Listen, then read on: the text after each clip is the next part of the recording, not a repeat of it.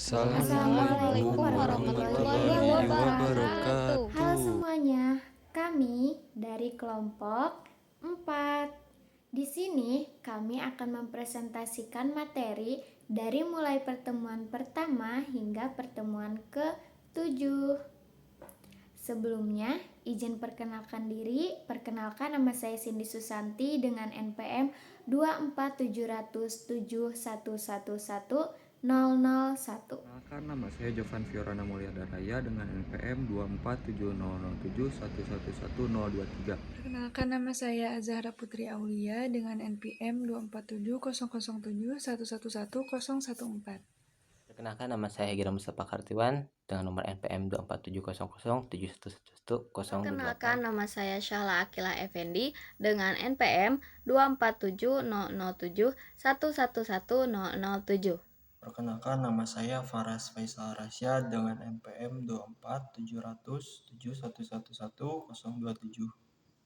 Baik, di sini akan menjelaskan tentang materi pertama, yaitu konsep dasar sistem informasi. Jadi yang pertama yaitu pengertian sistem. Sistem adalah sekumpulan elemen atau komponen yang saling berhubungan atau bekerja sama untuk mencapai sebuah tujuan tertentu. Lalu yang berikutnya ada komponen dalam sistem.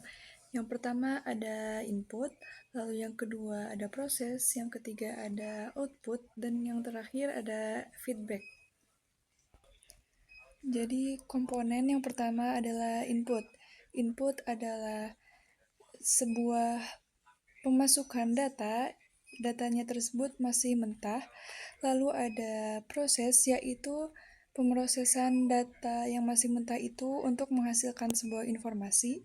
Lalu yang ketiga ada output, yaitu hasil dari sebuah proses tersebut yang berbentuk informasi dan dipakai untuk mengambil sebuah keputusan. Lalu yang keempat ada feedback, yaitu sistem umpan balik yang dimana memastikan semuanya berjalan sesuai tujuan.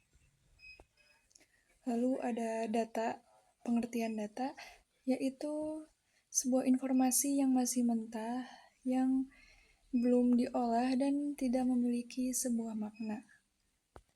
Lalu data itu bisa berupa angka, teks, gambar, suara, atau video yang mencatat suatu kejadian atau sebuah fakta.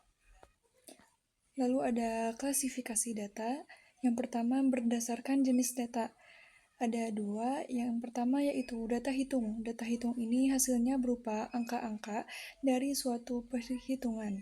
Lalu yang kedua ada data ukur, yaitu data yang menunjukkan suatu ukuran atau nilai sesuatu.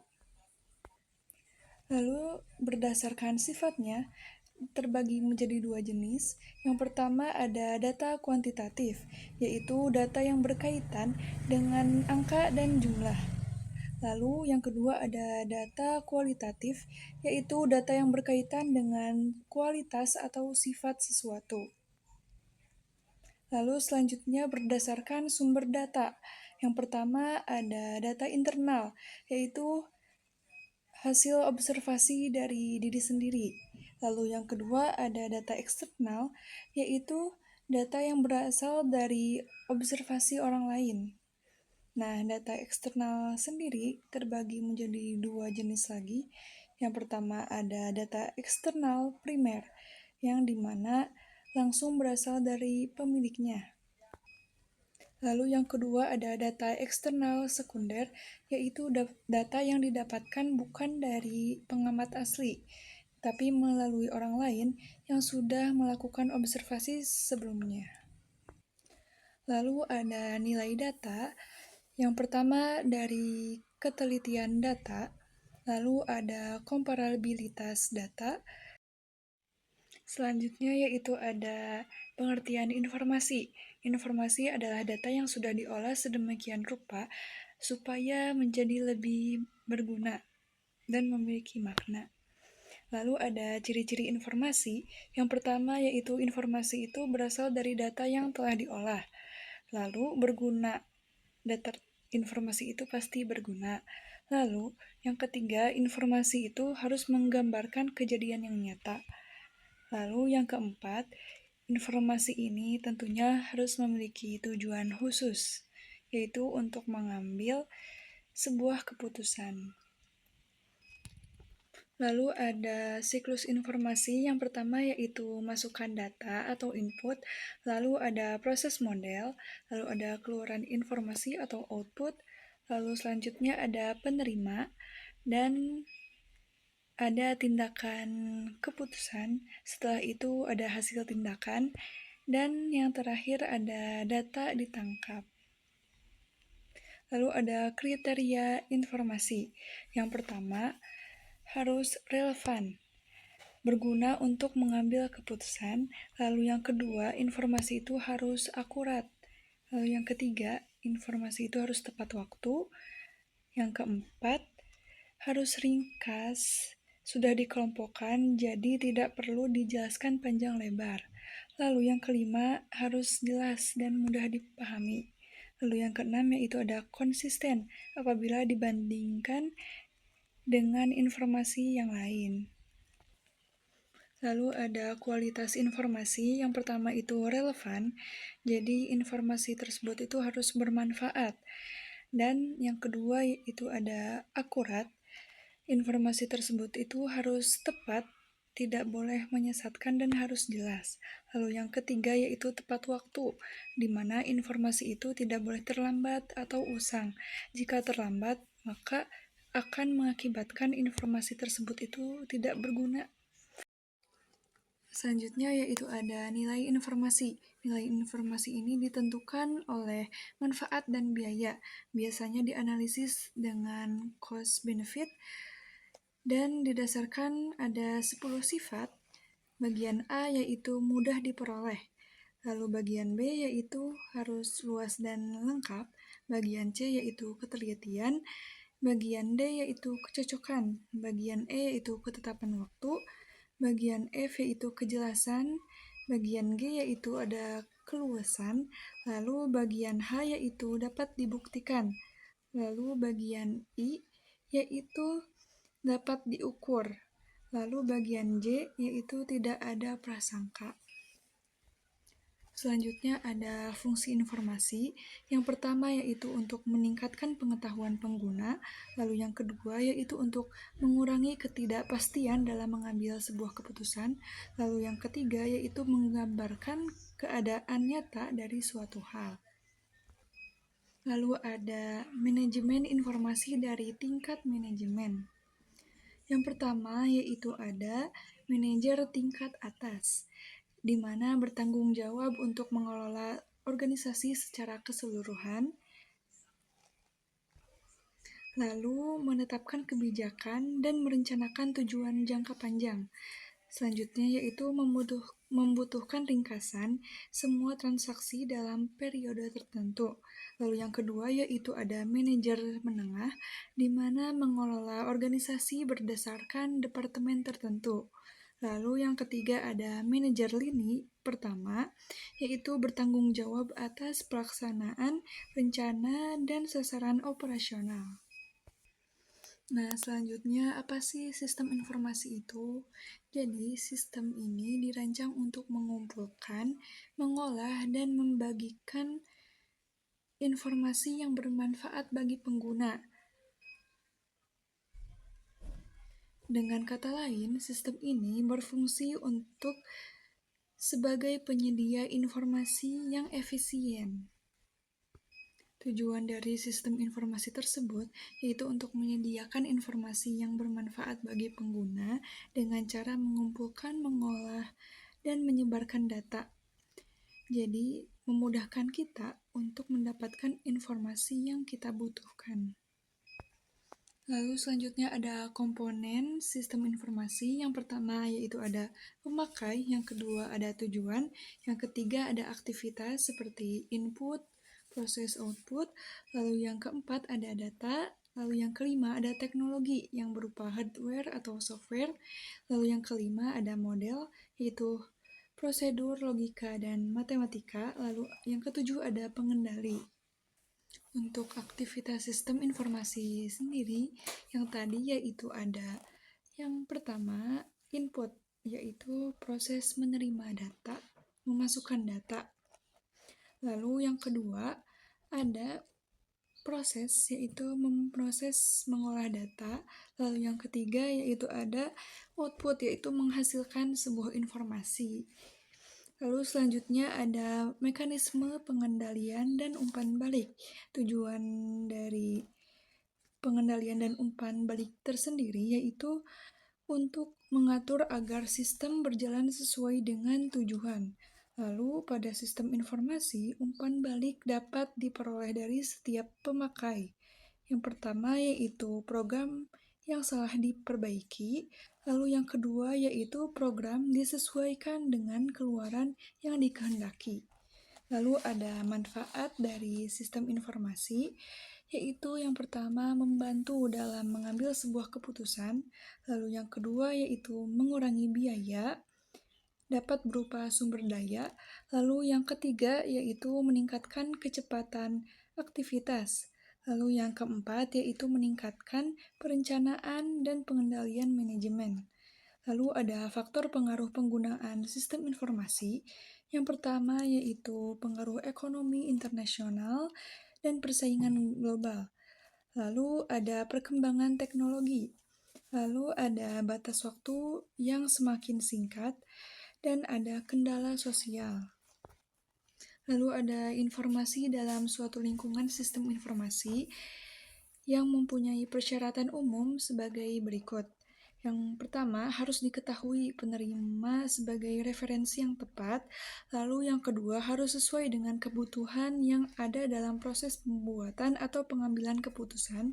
Lalu yang ketiga, harus mempunyai nilai surprise, yaitu hal yang sudah diketahui oleh hendaknya jangan diberikan. Lalu ada yang terakhir, harus dapat menuntun pemakai untuk membuat sebuah keputusan. Lalu yang terakhir ada sifat sistem informasi.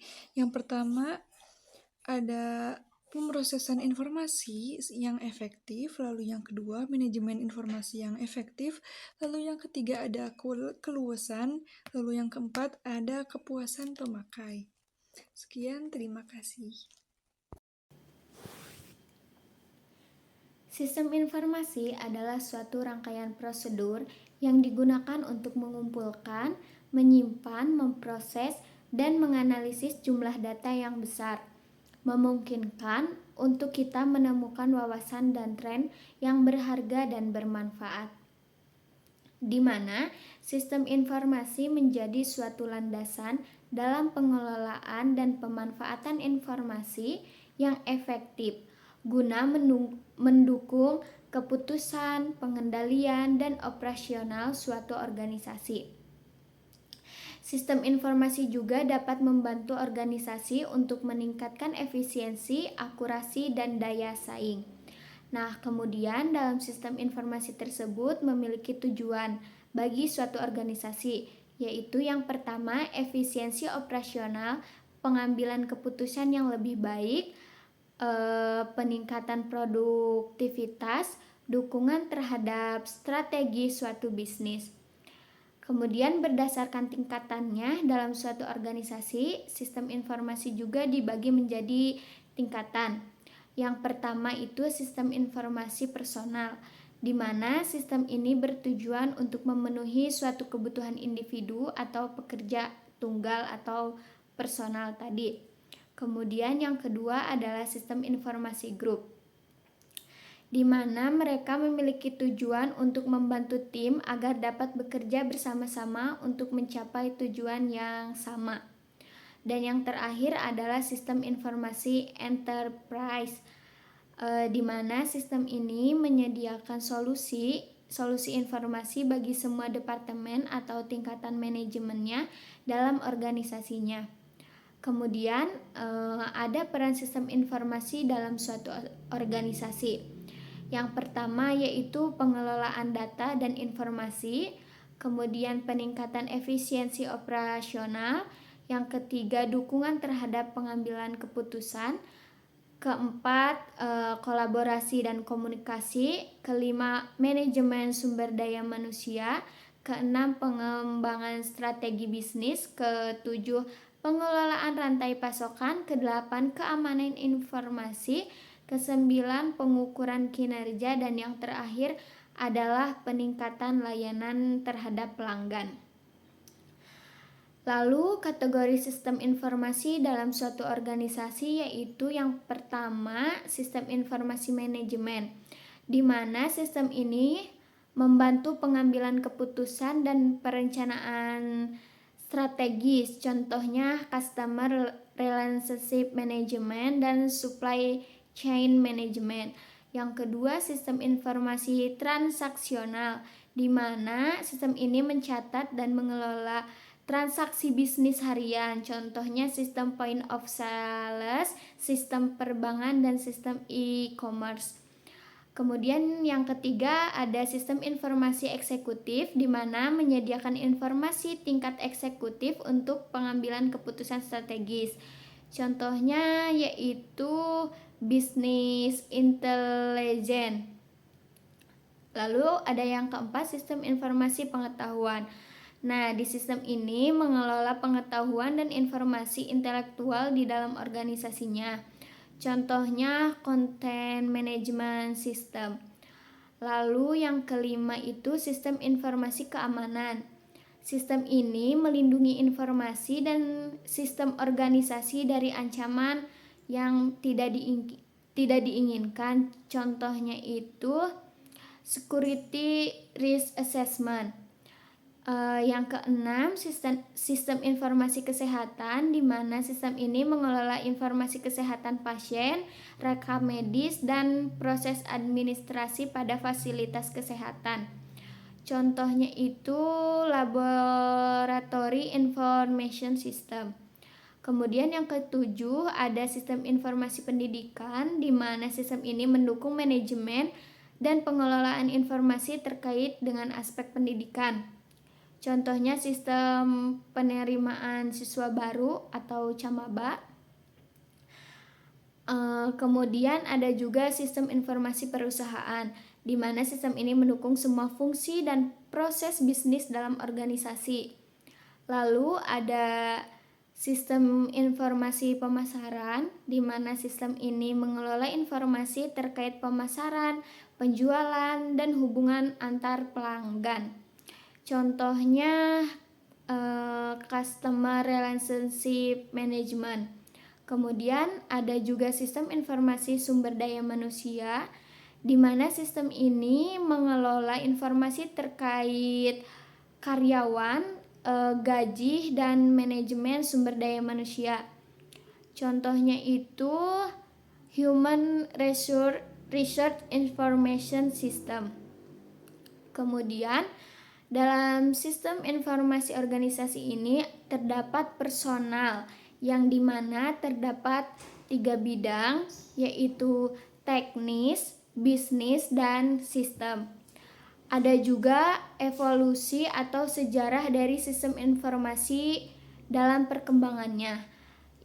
Yang pertama itu ada pada era komputer awal yang terjadi pada tahun 1940 sampai 1960, di mana komputer pertama tahun 1940 yaitu elektronik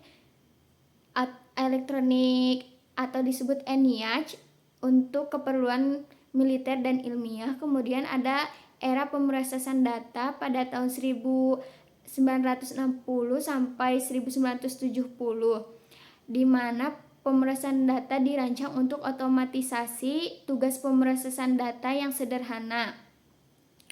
Misalnya pemrograman Common Business Oriented Language, atau yang memungkinkan pengembangan aplikasi disesuaikan dengan kebutuhan bisnis. Kemudian ada era sistem informasi manajemen, terjadi pada tahun 1980 sampai 90.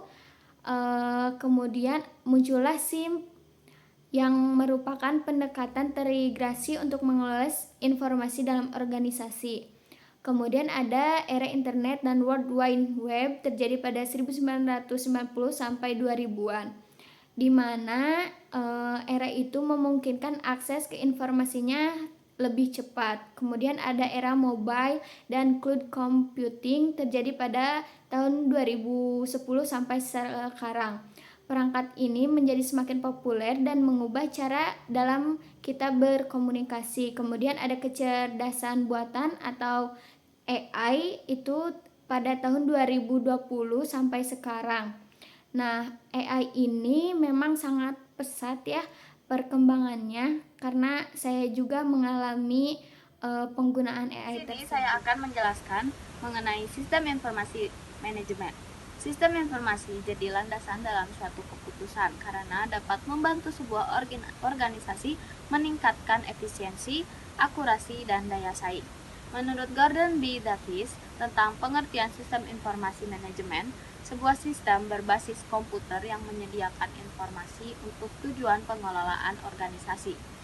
SIM melibatkan 3 sumber daya utama yaitu teknologi informasi, sistem informasi, dan manajemen. SIM berfokus pada pengolahan informasi melalui komputer untuk mendukung pengambilan keputusan, koordinasi, kontrol, analisis, dan visualisasi dalam organisasi. Manfaat sistem informasi manajemen yang pertama yaitu meningkatkan pengambilan keputusan. Seperti yang sudah beberapa kali dibahas bahwasannya pengambilan keputusan akan lebih mudah jika kita menerapkan sistem informasi manajemen dalam sebuah organisasi. Dan manfaat yang kedua yaitu efisiensi operasional. Hal ini dapat mencegah kesalahan manual, juga dapat mengurangi waktu yang banyak terbuang. Dan yang ketiga yaitu memfasilitas perancangan dan pengendalian. Dengan ini, organisasi dapat membuat perencanaan yang lebih baik juga efisien. Selain itu juga dapat memantau kinerja organisasi secara real time. Yang keempat yaitu penghematan biaya karena dengan adanya sistem informasi manajemen dapat mengurangi banyaknya pengeluaran biaya, juga mengurangi kesalahan manual. Yang kelima, menetapkan investasi pada pengembangan sistem informasi. Dan yang keenam, mengidentifikasi kinerja yang kurang baik. Dampak negatif sistem informasi manajemen. Meskipun sistem informasi manajemen memberikan banyak manfaat, ada juga beberapa dampak negatif yang dapat terjadi jika sistem informasi ini tidak diimplementasikan atau dikelola dengan baik. Yang pertama yaitu ketergantungan teknologi, yang kedua resiko keamanan dan privasi, dan yang ketiga kurangnya interaksi sesama manusia, yang keempat kehilangan pekerjaan, dan yang terakhir kesalahan sistem atau data. Berikut ada beberapa komponen sistem informasi manajemen. Yang pertama yaitu hardware, dan yang kedua ada software, dan yang ketiga ada database, dan yang keempat prosedur, yang kelima ada human research, yang keenam network, dan yang terakhir ada information security. Ada beberapa tantangan pada sistem informasi manajemen. Yang pertama yaitu keamanan data dan privasi, yang kedua integrasi teknologi baru, yang ketiga manajemen big data, yang keempat perubahan persyaratan regulasi, dan yang terakhir isu sosial dan etika. Di sini saya akan memaparkan apa itu konsep sistem informasi. Apakah sistem informasi itu harus selalu menggunakan komputer? Tidak, sistem informasi itu tidak perlu hanya menggunakan komputer.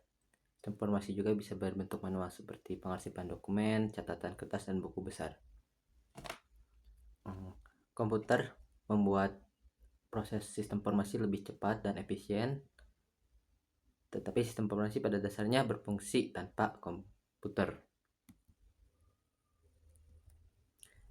Mengapa sistem informasi itu penting bagi suatu organisasi?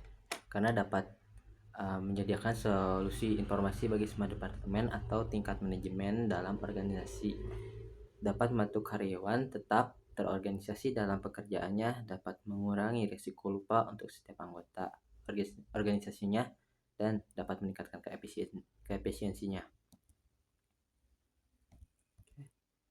Contoh sistem informasi di kampus yaitu SIM Kampus. SIM Kampus akan menyediakan membantu mahasiswa lebih produktif. Ketika sebuah universitas memiliki SIM Kampus, mahasiswa tidak perlu repot-repot untuk datang ke kampus untuk mengisi berkas ataupun membayar UKT. SIM kampus juga bisa untuk pengisian KRS atau kartu rencana studi, informasi terkait beasiswa, ataupun penerimaan mahasiswa baru. Selanjutnya adalah sistem informasi di bidang pertokoan. Salah satu contoh sistem informasi di bidang pertokoan adalah POS, Point of Sales. POS adalah sebuah layanan kasir digital yang dapat mengelola transaksi penjualan, pembayaran, pencetakan struk. Contoh POS yaitu Moka POS, POS Slow POS, dan lain-lain masih ada.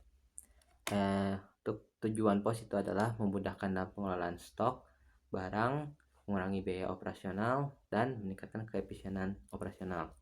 Yang kedua adalah sasarannya, memudahkan. Yang ketiga adalah fasilitasnya, manajemen persediaan, otomasi proses bisnis, akses dari jarak jauh.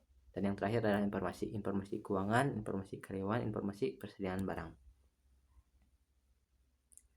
Yang selanjutnya adalah sistem informasi di pemerintahan. E-government mengacu pada penggunaan teknologi informasi elektronik pemerintah seperti menggunakan intranet maupun internet yang mempunyai kemampuan menghubungkan keperluan penduduk, bisnis, dan kegiatan lainnya. Contoh-contoh sistem informasi di bidang pemerintahan adalah SIMarsip, sistem informasi kearsipan daerah, SIMonjar, sistem informasi monitoring jaringan, SIMnaker, sistem informasi ketenagakerjaan, dan masih banyak lagi.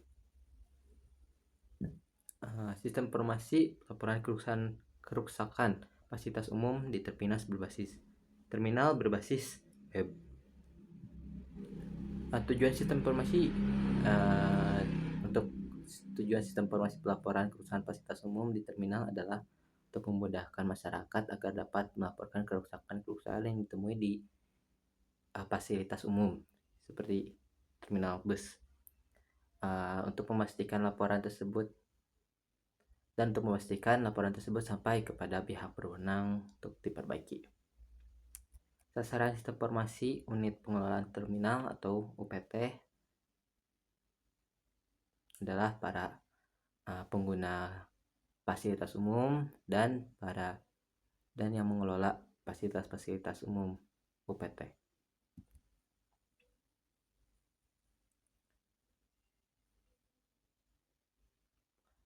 Fasilitas yang disediakan sistem informasi spesifikasi sistem informasi pelaporan kerusakan fasilitas umum di terminal adalah sebagai berikut. Sistem berbasis web yang mudah diakses di mana saja, penyediaan layanan untuk pengguna mengetahui status dan laporan yang diajukan, memiliki fitur untuk menghapus laporan yang tidak benar oleh petugas. Dan yang terakhir memberikan informasi mengenai laporan yang sudah diselesaikan. Baik, di sini saya akan menjelaskan tentang data warehouse. Nah, apa sih data warehouse? Data warehouse atau gudang data adalah sistem pengumpulan data yang datanya itu terdapat dari berbagai macam sumber. Nah, dikumpulkan dalam satu pusat, yaitu disebut dengan data warehouse. Nah, ada 4 karakteristik dari data warehouse. Yang pertama adalah subject oriented atau orientasi subjek. Nah, artinya analisis yang menargetkan satu atau beberapa subjek analisis dengan kebutuhan atau persyaratan dari analisis seorang manajer atau manajemen. Nah, yang kedua ada integrated atau penggabungan konten melalui integrasi dari berbagai sumber ke dalam suatu penyimpanan data. Nah, fungsinya itu untuk mempermudah akses terhadap data yang akurat. Nah, yang ketiga ada time variant. Time variant data warehouse mengikuti perkembangan data seiring berjalannya waktu dari terbentuknya hingga data kemudian digunakan sebagai bahan analisis dan pengambilan keputusan di masa yang akan datang. Nah, yang keempat ada non-volatile atau tidak berubah. Nah, data yang sudah dimasukkan ke dalam data warehouse itu tidak dapat diupdate dan tidak dapat dihapus. Lalu ada arsitektur dari data warehouse. Nah, yang pertama itu ada sumber data atau data source. Nah, data source ini dikelompokkan lagi menjadi 4, yaitu production, internal, archive atau arsip, dan eksternal. Nah, production itu data yang berasal dari berbagai sistem operasional suatu organisasi atau perusahaan. Nah, internal data itu ialah data pribadi suatu organisasi tersebut. Dan yang ketiga itu arsip data atau data yang berasal dari pengarsipan. Nah, yang keempat ada eksternal data, yaitu data yang berasal dari luar. Nah, yang kedua dari arsitektur data warehouse ialah backend tier, digunakan untuk memasukkan data dari database dan sumber data lainnya. Nah, backend tier terdiri dari extraction. Nah, extraction itu tahapan untuk mengumpulkan data dari banyaknya sumber data. Nah, yang kedua ada transformation, yaitu tahapan untuk mengubah suatu data dari format yang digunakan pada sumber data ke format data warehouse. Nah, ada 3 aspek yang meliputi transformation, yaitu cleaning atau penghilangan error atau kesalahan, dan formatnya distandarkan. Nah, yang kedua ada integration, yaitu merekonsiliasi data dari sumber yang berbeda. Nah, yang ketiga ada aggregation, yaitu merangkum data, perangkuman data yang diperoleh dari berbagai sumber data sesuai dengan detail. Lalu yang ketiga dari backend tier yaitu loading atau pemuatan data hasil dari transformasi tadi ke data warehouse. Nah, tahapan ini tuh meliputi refreshing atau pembaruan sumber data ke data warehouse untuk menyediakan data yang terupdate atau terkini. Nah, yang keempat dari backend tier itu ada data staging area. Data staging area adalah database yang menyimpan data dari hasil ekstraksi. Nah, yang ketiga dari arsitektur data warehouse ada data warehouse tier, yaitu terdiri dari enterprise data warehouse dan data mart. Lalu ada metadata repository dan metadata repository itu ada 2, diklasifikasikan menjadi 2, yaitu bisnis metadata dan technical metadata. Lalu yang keempat dari arsitektur data warehouse ada OLAP atau online analytical processing, disingkat menjadi OLAP. Nah, OLAP itu terdiri dari OLAP server. Nah, fungsinya untuk menyajikan pengguna bisnis dengan data multidimensional. Yang kelima ada front end tier, digunakan untuk analisis dan visualisasi sebuah data. Nah, tingkatan ini berisi client tools, memungkinkan users untuk memanfaatkan konten dari sebuah data warehouse. Nah, yang terdiri dari OLAP tools, reporting tools, statistical tools, dan data mining tools. Lalu, tugas dari data warehouse ada 4. Menurut Williams, tadi ada 4 tugas dari data warehouse. Yang pertama adalah pembuatan laporan. Nah, yang kedua ada data mining. Data mining itu adalah penggalian informasi yang didapatkan untuk mencari pengetahuan baru dari berbagai sumber data. Nah, yang ketiga ada proses informasi eksekutif. Nah, data warehouse dapat membuat ringkasan informasi penting dengan tujuan membuat keputusan dari sebuah bisnis tanpa harus menjelajahi keseluruhan data. Nah, yang keempat ada OLAP yang tadi online analytical processing. Nah, kenapa sih data warehouse itu diperlukan di sebuah organisasi atau sebuah perusahaan? Jadi data warehouse itu sangat-sangat diperlukan bagi para pengambil keputusan dari suatu manajemen di suatu organisasi. Karena dengan adanya data warehouse itu memudahkan dalam pengambilan keputusan dan penyimpanan serta pengolahan suatu data yang cakupannya itu sangat besar dan dapat bersumber dari berbagai macam sumber, tidak hanya berfokus pada satu sumber saja seperti data mart. Baik, di sini saya akan menjelaskan materi pertemuan terakhir tentang data mart. Data mart ini adalah sebuah bagian terkecil dari data warehouse yang hanya menjelaskan satu fungsi dan berfokus pada subjek tertentu, atau bisa diibaratkan juga data mart ini seperti contohnya misalnya data warehouse itu adalah sebuah gudangnya, kemudian data mart ini adalah isi dari bagian gudang tersebut. Kemudian selanjutnya ada karakteristik data mart, yaitu data mart hanya berfokus pada kebutuhan pemakainya yang berkaitan dengan data mart tersebut. Kemudian ada data mart biasanya mengandung data operasional yang lebih ringkas daripada data warehouse. Kemudian data mart hanya mengandung sedikit informasi. Mengapa lebih sedikit informasi? Karena agar informasi tersebut dapat mudah dipahami. Kemudian yang selanjutnya ada jenis-jenis data mart.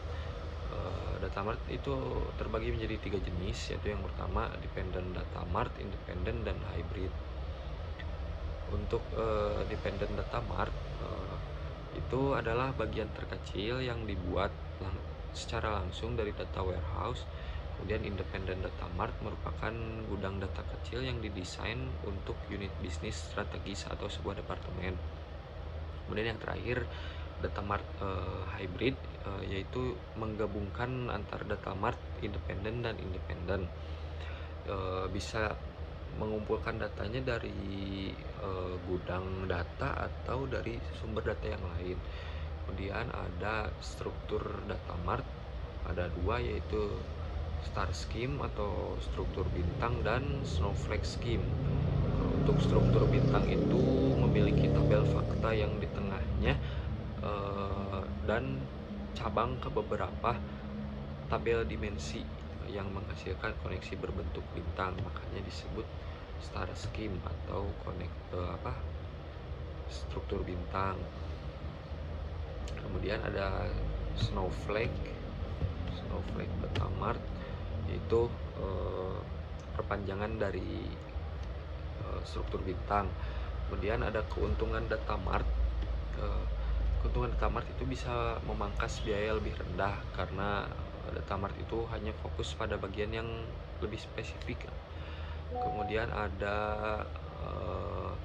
akses datanya menjadi lebih mudah karena sudah difokuskan pada kebutuhan dan fungsi tertentu. Kemudian penerapannya lebih mudah dan cepat karena isinya hanya memuat subset data yang tertentu. Dan yang terakhir, pemeliharaan datanya lebih mudah karena ukuran data mart itu lebih kecil dari data warehouse.